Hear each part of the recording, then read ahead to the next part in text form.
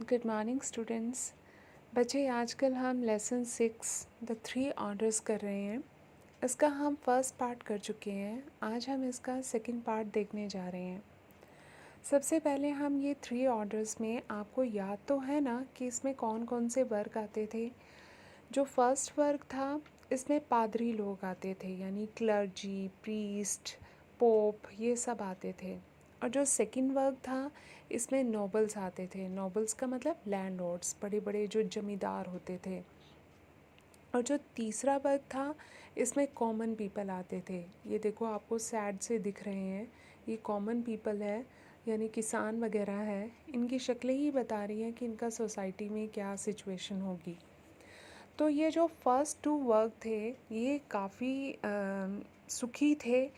और जो ये थर्ड वर्ग था इनको इन दोनों को टैक्सेस पे करने पड़ते थे। जबकि फर्स्ट और सेकंड वर्ग जो था सबसे ज़्यादा रिच थे और ये इन गरीब लोगों से टैक्स वगैरह लिया करते थे। अब हमने उस दिन इस सेकंड वर्ग के बारे में, नॉवेल्स के बारे में हमने डिटेल में पढ़ लिया था।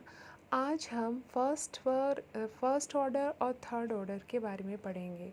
तो सबसे पहले हम फर्स्ट ऑर्डर के बारे में पढ़ते हैं। फर्स्ट ऑर्डर में आते थे, एक बार फिर से सुन लो, फर्स्ट ऑर्डर में कौन कौन आते थे। इसमें प्रीस्ट जो थे और बिशप वगैरह आते थे। तो इसमें क्या था कि राजा ने कैथोलिक चर्च को भूमि दे रखी थी, यानी चर्चेस जो होते थे उनको ज़मीनें दी होती थी। और ये चर्चेस जो थे इन भूमियों से टैक्स वसूल करते थे। ये किसानों से एग्रीकल्चर करवाते थे और उनसे टैक्स वसूल करते थे। चर्चेस जो थे वो एक काफ़ी पावरफुल इंस्टीट्यूशन था, यानी ये काफ़ी पावरफुल थे और ये राजा के ऊपर बिल्कुल भी डिपेंड नहीं थे। और जो ये वेस्टर्न चर्च थे, यानी जो कैथोलिक चर्च थे, जितने भी चर्चेस थे उनके जो हेड थे वो पोप थे जो रोम में रहते थे। ठीक है।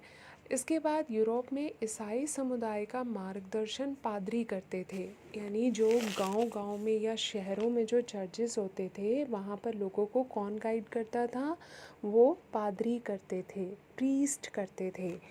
पोप और पादरी में अंतर पता लग गया ना। जितने भी इंग्लैंड में चर्चेस थे, सॉरी यूरोप में चर्चेस थे, उनके हेड पोप थे जो कि रोम में रहते हैं। आज भी पोप ही हैं जो रोम में रहते हैं।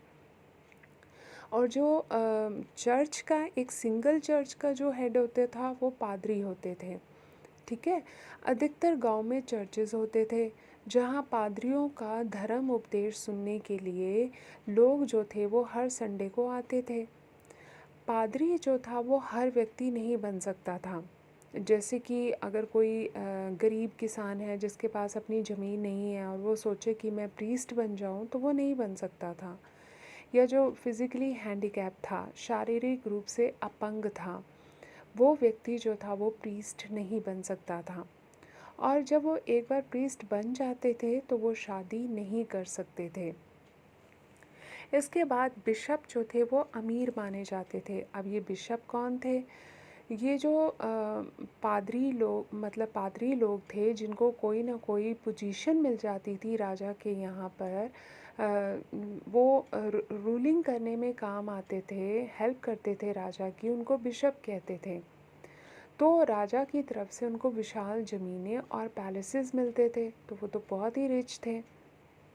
किसान जो थे साल में फसल का 10th पार्ट जो था वो चर्च को टैक्स के रूप में देते थे। इस चीज़ को बहुत ध्यान से सुन लो, ये बहुत इम्पॉर्टेंट है कि किसान साल में फसल का 10th भाग जो था वो चर्च को टैक्स के रूप में देते थे, जिसे टीथ कहते थे। मान लो किसान को साल में 100 रुपये की इनकम हुई है, ठीक है, तो उसमें से 10 रुपये जो है वो चर्च को टैक्स के रूप में देगा ही देगा। इसके बाद अगला टॉपिक आता है भिक्षु। भिक्षु कौन होते हैं? भिक्षु जिसको कि हम इंग्लिश में मॉन्क्स कहते हैं। जो मेल होते हैं उनको मॉन्क्स कहते हैं और जो फीमेल होते हैं उनको नन्स कहते हैं। आप बताओगे कि ईसाइयों की चर्च के अलावा एक दूसरी संस्था भी थी जिसे एबी कहते थे। यहाँ पर जो थे भिक्षु लोग जो थे वो एकांत जीवन बिताते थे। एकांत का मतलब आइसोलेटेड होते थे और ये लोग बहुत ज़्यादा रिलीजियस होते थे और जहाँ पर ये रहते थे उसको एबी या मठ कहते थे। अब इसे हम इंडियन बैकग्राउंड में समझते हैं। देखो बेटा, जैसे हमारे मंदिरों में पंडित जी होते हैं, है ना? और पंडित जी कौन होते हैं? जो मंदिर के हेड होते हैं और वो हम आम लोगों के बीच में ही रहते हैं, आम जैसी ज़िंदगी लीड करते हैं, एक कॉमन लाइफ लीड करते हैं। ऐसे ही क्रिश्चियंस में प्रीस्ट होते हैं। हमारे यहाँ पंडित जी और वहाँ पर प्रीस्ट। जो चर्च का हेड होगा वो प्रीस्ट होगा, है ना? और वो आम लोगों के बीच में रहते थे, विलेजेस या सिटीज़ में रहते थे। और लेकिन अब हम देखते हैं कि साधु, हमारे इंडियन बैकग्राउंड में साधु कौन होते हैं? जो बहुत ज़्यादा रिलीजियस हैं और जो आइसोलेटेड लाइफ लीड करना चाहते हैं, यानी अपनी फैमिली को छोड़कर वो पहाड़ों पर चले जाते हैं या आश्रम में रहते हैं, उनको साधु कहते हैं। तो उन क्रिश्चियंस में उनको हम भिक्षु कहते हैं, यानी मॉन्क्स और नन्स कहते हैं। और जहाँ पर ये रहते हैं उसको एबी या मठ कहते हैं। अब हम देखते हैं कि दो जो एबीज थे ये काफ़ी फेमस थे। एक था इटली में जिसका नाम था बेनेडिक्टीन और ये 529 में जो था वो बना था, बेनेडिक्टीन। ठीक है। हम और दूसरा था बरगंडी में जिसका नाम क्लूनी था। अब हम बेनेडिक्टीन को देखते हैं, इसकी इमेज देखते हैं। पहले मैं आपको ये दिखाती हूँ। ये जो है ये पोप हैं, ठीक है। और ये जो है मॉन्क और नन्स हैं, ठीक है। ये देखो एक और नन्स का एग्जाम्पल है, यानी जो अपनी फैमिली को छोड़कर एबी में रहती हैं उनको नन्स कहते हैं। ये देखो ये मॉन्क हैं, ये नन्स हैं, जो कि हर मतलब इनका कुछ ना कुछ पढ़ते ही रहते हैं। ये लोग रिलीजियस बुक्स वगैरह पढ़ते रहते हैं। ये सबसे फेमस जो था एबी था, मठ था, जिसका नाम बेनेडिक्टीन था, ठीक है, जो कि 529 में बना था। इसके बाद ये जो था क्लूनी था, ठीक है। इस इमेज को ध्यान से देख लो। ये भी जो है एक एबी है और ये कितनी अच्छे से बना हुआ है। ये 910 में बना था, 910 में ईस्वी में बना था। ये चर्च है, एक सिंपल चर्च जो कि यूरोप के किसी गांव का चर्च है। ये चर्चेस हैं जो हर गांव में हुआ करते थे। जैसे हमारे यहाँ टेम्पल्स होते हैं, गुरुद्वारे होते हैं, वहाँ पे चर्चेस होते हैं, ठीक है। तो ये आपने इसमें बताना है।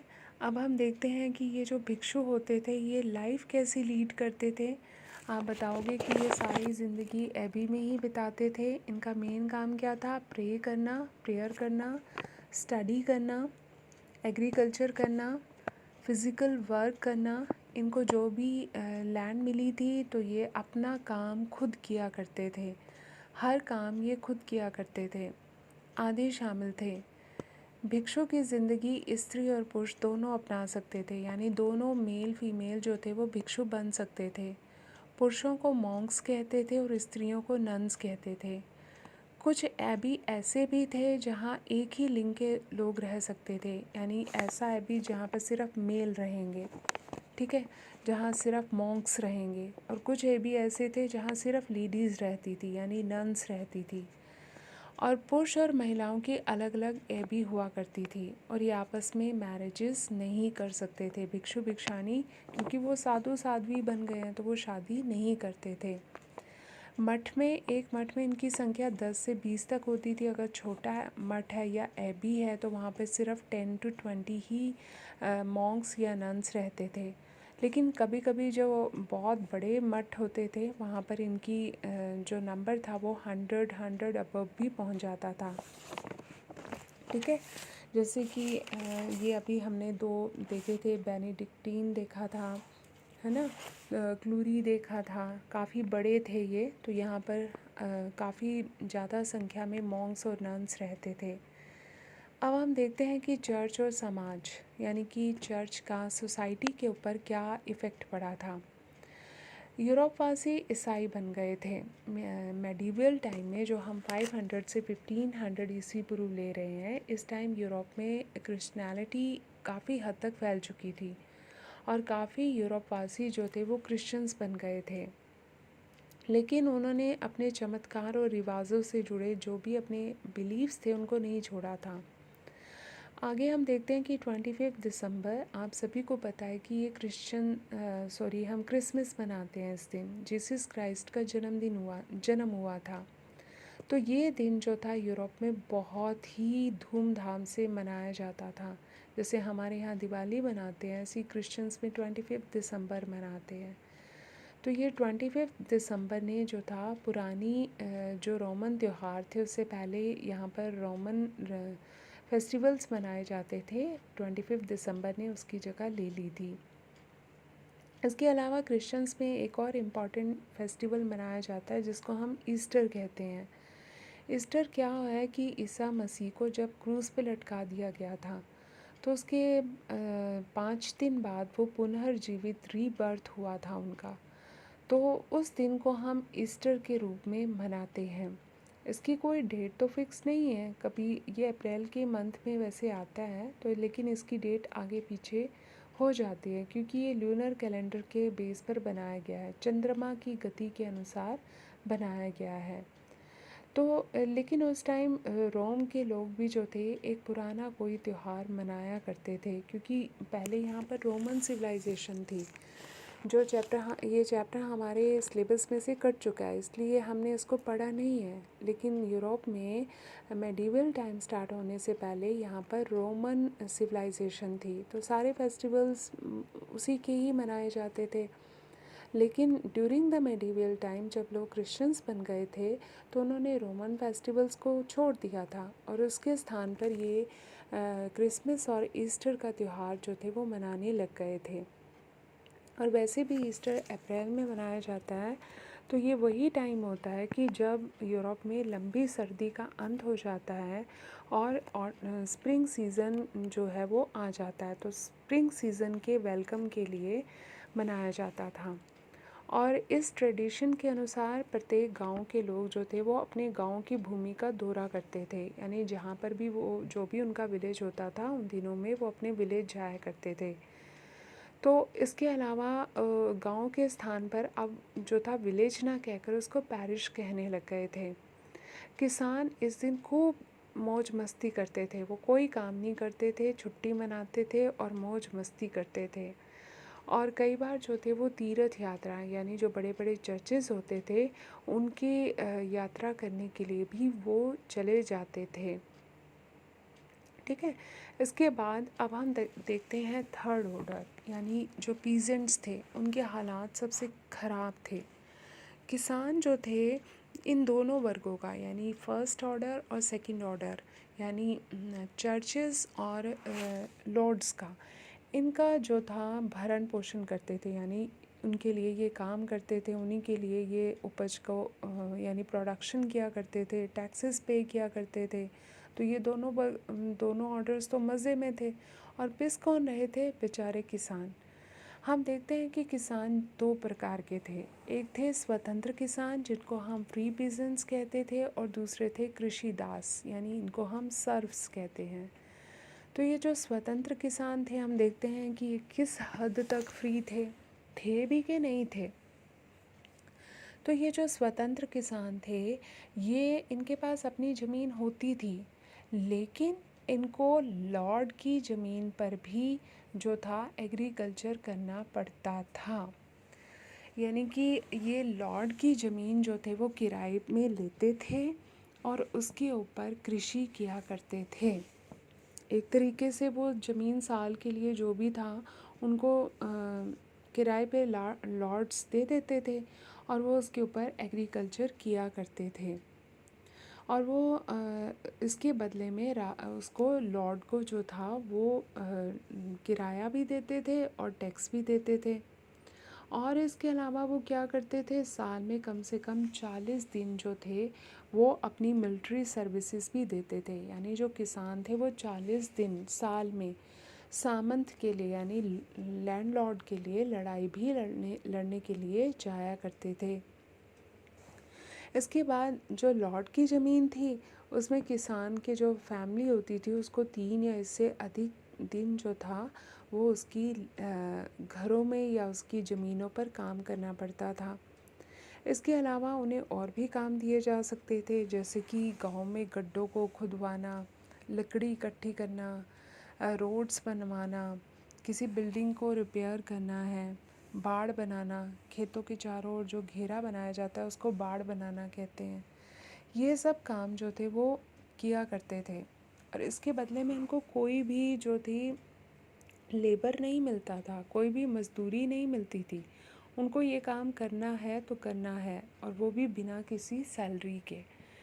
और इसके अलावा उनकी जो लेडीज़ होती थी और उन जो उनके बच्चे होते थे उनको भी यहाँ पर काम करना पड़ता था। जैसे उन्हें कॉटन को वीव करना था, कपड़ा बनाना था, मोमबत्ती बनाना था, अंगूरों से जो रस निकाल कर शराब तैयार की जाती है तो वो ये सब काम लैंडलॉर्ड के लिए किया करते थे। इसके अलावा और अत्याचार देखो, जो राजा होता था वो किसानों से कभी कभी टैक्स भी वसूल करता था जो कि डायरेक्ट होता था, जिसे हम टैली कहते हैं। यानी कि ये जो पीसेंट्स हैं ये बुरी तरह से टैक्सेस के नीचे दबे पड़े थे। इसके बाद हम देखते हैं सर्व्स कौन थे, कृषिदास कौन थे। ये लॉर्ड की भूमि पर खेती करते थे, यानी इनके पास अपनी ज़मीन तो बिल्कुल भी नहीं थी। ये तो पूरी तरह से लॉर्ड्स की ज़मीनों पर डिपेंड थे, क्योंकि लॉर्ड्स जो थे वो सारी ज़मीनें तो किराए पे नहीं देते थे ना, कुछ ज़मीनें ये अपने पास भी रखते थे। तो उनके ऊपर ये जो किसान थे वो कृषि किया करते थे और जब प्रोडक्शन होता था तो उसमें से मोस्टली सारा का सारा लॉर्ड के पास जाता था और पीसेंट्स को जो था वो बहुत कम लेबर जो थी वो मिलती थी। और अगर पीसेंट चाहे कि मैं लॉर्ड को इस गांव को छोड़कर भाग जाऊं तो वह ऐसा नहीं कर सकता था। उसे लॉर्ड की ही चक्की में यानी आटा पिसवाना होता था, तंदूर से रोटी बनवानी होती थी और जो था उसी के ही जो था जो शराब की वाइन प्रेस थी उससे जो थी वो वाइन निकाली जाती थी।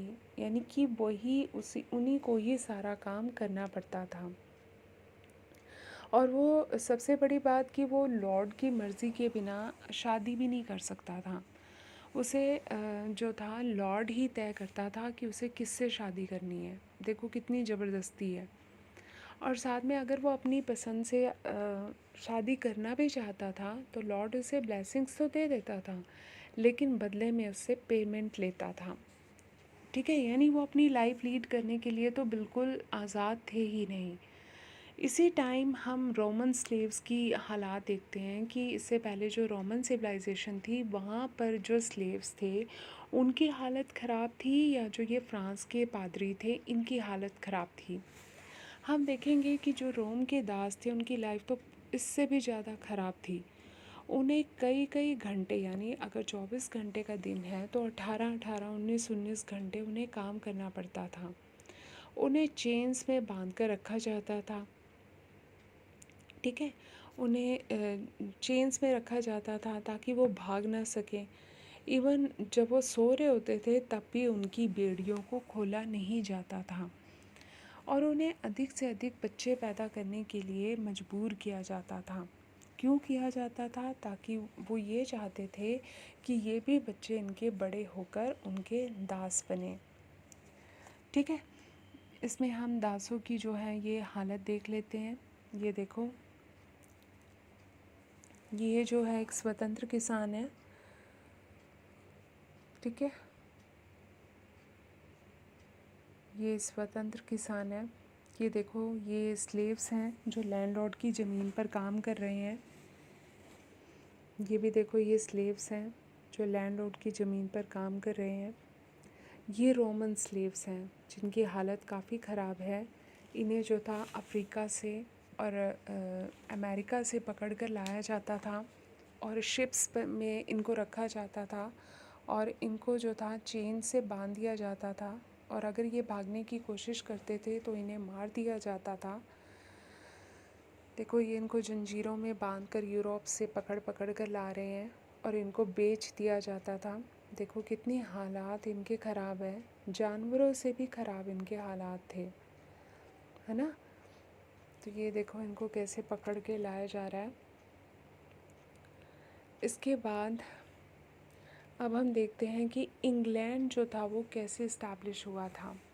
अगला टॉपिक हम ले रहे हैं इंग्लैंड। आप बताओगे कि 6th सेंचुरी में मध्य यूरोप से एंजल और सैक्सन, ये ना जर्मनी के एक कबीले थे, वहाँ के रहने वाले निवासी थे जो कि इंग्लैंड में आकर बस गए थे और ये एंजल के नाम से इंग्लैंड का नाम एंजल लैंड हो गया था, जो कि बाद में बदलकर इसको इंग्लैंड कहा गया। 11वीं सदी में नॉर्मंडी के ड्यूक विलियम ने, ठीक है, अपनी सेना के साथ इंग्लिश चैनल को पार किया। ये नॉर्मंडी और इंग्लैंड के बीच में एक जस्ट लाइक ब्रिज था, एक चैनल था, एक समुद्र था जिसको हम इंग्लिश चैनल कहते हैं। इसको पार किया और वहाँ पर जो सैक्सन राजा था उसको उन्होंने डिफीट कर दिया, हरा दिया, ठीक है। उस टाइम ना इंग्लैंड और फ्रांस के बीच में मोस्टली बैटल्स होते रहते थे।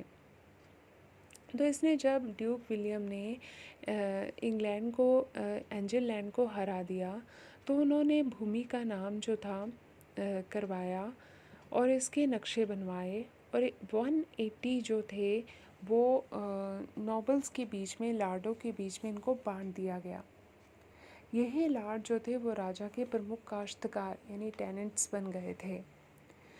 ये लार्ड जो थे बदले में, क्योंकि राजा ने इनको ज़मीनें दी थी, तो ये लार्ड जो थे वो राजा को कुछ नाइट्स देने के लिए मजबूर थे। नाइट्स याद है ना, वही जो कि लड़ाई लड़ने में बहुत परफेक्ट थे। तो लॉर्ड जो थे वो राजा को कुछ नाइट्स देते थे। अब जो थे, जो ये लॉर्ड थे, ये नाइटों को आने वाले टाइम में ज़मीनें प्रेजेंट भी करने लग गए थे। लेकिन जो ये लॉर्ड थे वो नाइटों का प्रयोग अपने निजी कार्यों के लिए, निजी युद्धों के लिए तो बिल्कुल नहीं कर सकते थे और इंग्लैंड में इसके ऊपर बिल्कुल रिस्ट्रिक्शंस थी, बैन थी कि कोई भी जो है वो स्लेव से गलत काम नहीं करवाएगा, ठीक है। तो ये आज का टॉपिक था। आई होप आपको अच्छे से समझ में आ गया होगा। हैव अ नाइस डे बेटा, गॉड ब्लेस।